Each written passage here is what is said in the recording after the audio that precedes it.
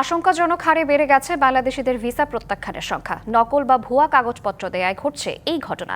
কিছু কিছু দেশ ভিসা না দেওয়ার পাশাপাশি রীতিমতো ঘোষণা দিয়ে শাস্তির কথা বলছে। বিশেষজ্ঞরা বলছেন, দেশের অস্থিতিশীল পরিস্থিতি এবং দায়ীদের বিরুদ্ধে ব্যবস্থা না নেয়াই এর মূল কারণ। পররাষ্ট্র উপদেষ্টা আবারও বলেছেন, সমস্যা বাংলাদেশিদেরই। শুধু ভিসা প্রত্যাখ্যান নয়, যুক্তরাষ্ট্র, যুক্তরাজ্যের মতো দেশগুলো বাংলাদেশিদের ভুয়া কাগজপত্র ঠেকাতে রীতিমতো ক্যাম্পেইন করছে। বলছে, নকল প্রমাণ দিয়ে ভিসা প্রাপ্তিকে ঝুঁকিতে না ফেলতে। Here's the truth. If you provide false information in your visa interview, you could be banned from the United States permanently. সম্প্রতি যুক্তরাজ্য এক ইমেইল বার্তায় জানায়, নকল কাগজপত্র দিলে আবেদন প্রার্থীকে 10 বছরের জন্য নিষিদ্ধ করা হবে। বুধবার ঢাকায় এক অনুষ্ঠানে জার্মান রাষ্ট্রদূত জানান, নকল কাগজপত্রের কারণে যেসব শিক্ষার্থী সঠিক কাগজ দিচ্ছেন তারাও ক্ষতিগ্রস্ত হচ্ছে।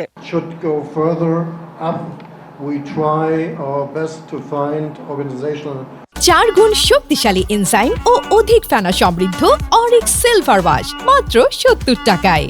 আন্তর্জাতিক সম্পর্ক বিশ্লেষক বলছেন, রাজনৈতিক স্থিতিশীলতা না থাকায় অনেকে মরিয়া হয়ে দেশ ছাড়তে গিয়ে এই ঘটনা ঘটাচ্ছে। সরকারের এমন কোনো কাঠামো তৈরি করা দরকার যাতে এমন ঘটনা আর না ঘটে।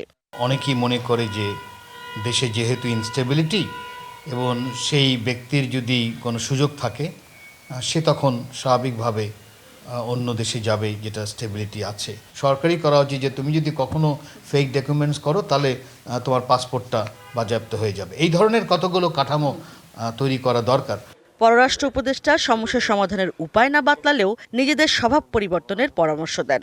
এটা ঠেকানোর একটাই উপায়, সেটা হলো নিজেদের ঘর সামলানো, এবং সেটা আনফর্চুনেটলি আমার হাতে তো না। কাজে আমি শুধু বলতে পারি, এবং যেটুকু বলেছি এটাই তো সাধারণত সরকারের থেকে কেউ বলে না। আমি কিন্তু স্পষ্টভাবে বলেছি, দোষটা আমাদেরকে দেখতে হবে যেন আমরা এরকম মিথ্যা কাগজপত্র না দিই। প্রত্যেকটি দেশে আমাদের এই সমস্যা হচ্ছে শুধু এই কারণে।